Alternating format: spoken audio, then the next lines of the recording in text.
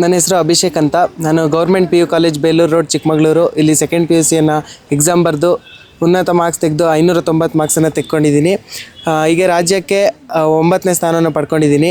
ಕನ್ನಡದಲ್ಲಿ 100 ಅಂಕಗಳನ್ನು ತಗೊಂಡು, ಇಂಗ್ಲೀಷ್ನಲ್ಲಿ 93, ಹಾಗೆ ಫಿಸಿಕ್ಸ್ನಲ್ಲಿ 100, ಕೆಮಿಸ್ಟ್ರಿನಲ್ಲಿ 97, ಮ್ಯಾಥ್ಸಲ್ಲಿ 100, ಕಂಪ್ಯೂಟರ್ ಸೈನ್ಸಲ್ಲಿ 100 ಮಾರ್ಕ್ಸ್ ತೆಗೆದು 590 ಮಾರ್ಕ್ಸನ್ನು ತಗೊಂಡಿದ್ದೀನಿ. ಸರ್, ನಮ್ಮ ಕಾಲೇಜಲ್ಲಿರೋ ಲೆಕ್ಚರರ್ಸ್ ತುಂಬ ಹೆಲ್ಪ್ ಮಾಡಿದರು. ಯಾವುದೇ ಕ್ವಶನ್ಸ್ ಆಗಿರಲಿ, ಯಾವುದೇ ಒಂದು ಚಾಪ್ಟರ್ ಆಗಿದ ತಕ್ಷಣ ಅದ್ರ ಮೇಲೆ ಟೆಸ್ಟ್ ಕೊಡ್ತಾಯಿದ್ರು. ತ್ಯಾಗರಾಜ್ ಸರು, ಸುರೇಶ್ ಸರು, ಹಾಗೆ ವಿಜಯ್ ಕುಮಾರ್ ಸರು ಎಲ್ಲರೂ ತುಂಬ ಹೆಲ್ಪ್ ಮಾಡಿದರು. ಯಾವುದೇ ಡೌಟ್ ಇದ್ದರೂ ನಾವು ಕ್ವಶನ್ ಕೇಳಿದ ತಕ್ಷಣ ಆನ್ಸರ್ ಎಲ್ಲ ರೆಡಿ ಮಾಡ್ತಾಯಿದ್ರು. ಈ ಮೂಲಕ ನಾವು ಡೈಲಿ ಮನೆಗೆ ಹೋಗಿ ಇಲ್ಲೇ ಕಾನ್ಸೆಪ್ಟ್ ಎಲ್ಲ ಇಲ್ಲೇ ತುಂಬ ಚೆನ್ನಾಗಿ ಕ್ಲಿಯರ್ ಆಗ್ತಿತ್ತು.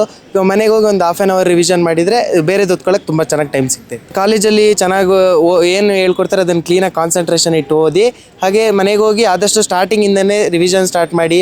ಎಕ್ಸಾಮ್ ಇರೋವಾಗ ಇನ್ನೇನು 3 ತಿಂಗಳು 2 ತಿಂಗಳು ಇದ್ದಂಗೆ ಓದೋಕ್ಕೆ ಸ್ಟಾರ್ಟ್ ಮಾಡಿಬಿಡಿ. ಸ್ಟಾರ್ಟಿಂಗಿಂದನೇ ಓದೋಕ್ಕೆ ಟ್ರೈ ಮಾಡಿ, ಎಲ್ಲ ನಿಮಗೆ ಸಕ್ಸಸ್ ಸಿಗುತ್ತೆ ಅಂತ ಹೇಳಕ್ಕೆ ಟ್ರೈ ಮಾಡಿ. ಅಪ್ಪ ಅಮ್ಮನ ಬೆಂಬಲ ಹೇಗೆ? ಅಪ್ಪ ಮನೆಯಲ್ಲಿ ತುಂಬ ಹೆಲ್ಪ್ ಮಾಡಿದರು.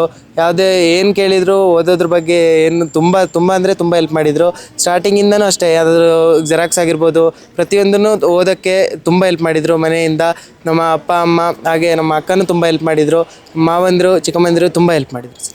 ಸೊ ಇವಾಗ ರ್ಯಾಂಕ್ ಬರಬೇಕು ಅಥವಾ ಚೆನ್ನಾಗಿ ಮಾರ್ಕ್ಸ್ಗಳನ್ನು ತೆಗಿಬೇಕು ಅಂದರೆ ಪ್ರೈವೇಟ್ ಕಾಲೇಜ್ಗಳಲ್ಲೇ ಹೋಗಬೇಕು ಅನ್ನೋ ಮಧ್ಯೆ ಗೌರ್ಮೆಂಟ್ ಕಾಲೇಜಲ್ಲೇ ಇದ್ಕೊಂಡು ನೀವು ಈ ರೀತಿ ತೆಗೆದಿರೋದಕ್ಕೆ ಹೌದು, ಪ್ರೈವೇಟ್ ಸಪೋರ್ಟಿವ್ ಆಗಿತ್ತು. ಹಾಂ ಸರ್, ಪ್ರೈವೇಟ್ ಕಾಲೇಜ್ ಅಂತಲೇ ಏನಿಲ್ಲ ಸರ್. ನಾವು ಗೌರ್ಮೆಂಟ್ ಕಾಲೇಜ್, ನಾನು 1ರಿಂದ 10 ತನಕ ಗೌರ್ಮೆಂಟ್ ಕಾಲೇಜಲ್ಲೇ ಮಲೆನಹಳ್ಳಿಯಲ್ಲಿ ಓದ್ಕೊಂಡು ಬಂದವನು.